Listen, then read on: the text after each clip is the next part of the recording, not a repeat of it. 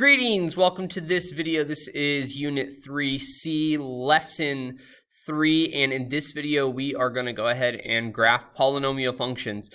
We've been looking at polynomial functions. We've graphed them being given the end behavior and the zeros, and now what we're going to do is we're going to look at polynomial functions in their whole in standard form. We're going to break them down into factored form, extrapolate the end behavior and the zeros, and then we will graph them.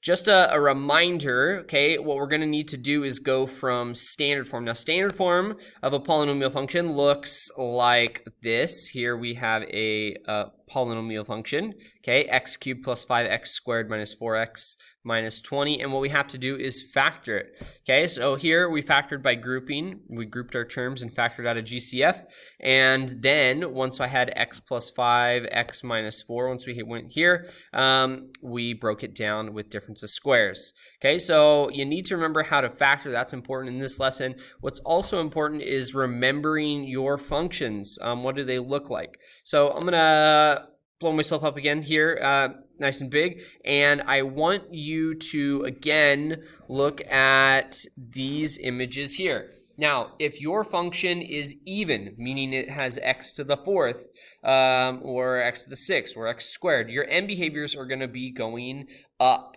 okay, or down, but they're both going the same direction. Now, that's important, okay? So here we have even functions, okay? It's going up, and it is going down. Now, if I multiply by a negative, your function is going to be going down, okay? Well, what if my function is odd? And I'll bring this over here. Okay, so if your function's odd, your end behavior is going to be going opposite directions. Whoa, are you getting seasickness?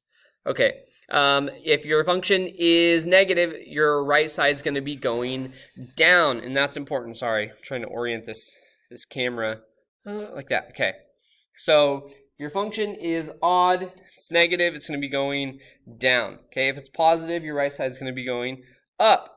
Okay, so I'll leave that graphic there, and you can refer to that in this lesson. Oh, terrible camera work. It's like my mom, when I played soccer as a kid, she would like film, not me, she would film the sky. It's like I'm out there scoring goals, right? Slide tackling, getting sent off, right? She's filming the sky. Okay, anyway, enough of my traumatism. Okay, so let's go ahead and look at our first example. And here it says, for each polynomial function, state the end behavior, state the values of the real zeros, and sketch the graph. Okay, so for this function, what we're going to do is we're going to factor out a negative x squared, and we get x plus 6 left over. Okay, so because I have a function that is x cubed, it is odd, and it is also negative, I know my right side on my function is going to go down, so it's going to look like this. Okay, so opposite signs, or opposite end behaviors, because it's negative, and since it is negative, since it's odd, it's going to have opposite end behaviors, and since it's negative, the right side is going down. Okay, left side is going up. So we get this end behavior statement right here. Okay, now what are the zeros? In order to graph this, I need the zeros. Well, I have a x squared, okay, and that is x times x, okay, and then I have an x plus 6. So what I have to do is I have to take each of these factors, this one, and this one, and I set them all equal to 0. So x equals 0, x equals 0, x plus 6 equals 0, and I solve. X equals negative 6. Okay, so what are my zeros? Well, my zeros end up being multiplicity at 0, and I have a negative 6. Okay, so I wanna graph this. So I'm gonna go ahead. I'll place, here's my y-axis, my x-axis. It's not that of a straight line. Whoa. Okay, and then I'll place the zeros. So I have, come on, place the zeros at one at 0, and then one at -6. 1, 2, 3, 4, 5, 6. Okay, and our end behavior, the right side's going down, and it's negative, so I'm going to start up here. And as I approach this value, this is multiplicity, so what ends up happening is I just touch this, and I come back down. We bounce off that y-axis, okay? And there is your graph. All right, second example. Here we go. And it says for each polynomial function, again, they want us to sketch the graph given the end behavior and the values of the zeros. So here we have x to the 4th minus 10x cubed plus 25x squared. The first thing that we have to do is we're going to have to factor out a GCF, which is an x squared. Okay, and then we will use AC method for our interior values, which gives us -5 and -5. So we bring down our x squared, and we have x minus 5, x minus 5.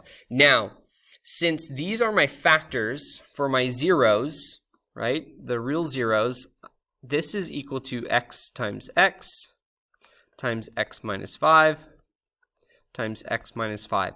Now, this form is almost maybe kind of desired more for the zeros, because then I can set each piece equal to 0 and find my zeros.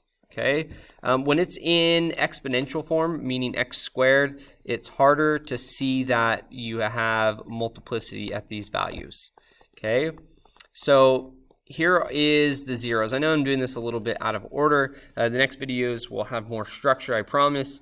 But we have multiplicity at 0 and multiplicity at 5. Okay.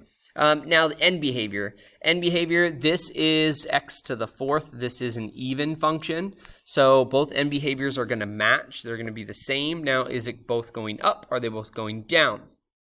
Well, my function, is it positive or negative? It's positive. I don't have a negative hanging out front. So my function is going to look something like this. They're both going to be going up. Okay, so here is my end behavior statement. And we want to go ahead and graph this. So I will place my y-axis over here, x-axis, okay, and we have zeros at 0 and at 5. 1, 2, 3, 4, 5. Okay, so since we have multiplicity of these values, again, I'm just going to touch them and bounce off those values, and our end behaviors are both going up. So going to look something like this. Okay. All right. So I have some practice problems for you. You can try them, and here they are. Okay. So here is your first practice problem.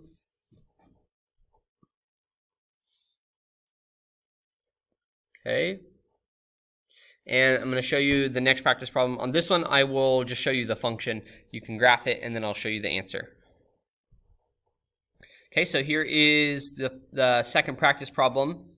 Please pause the video, and then I'm going to show you the values, or the graph here. Okay, so hopefully you've tried this, and here is the solution.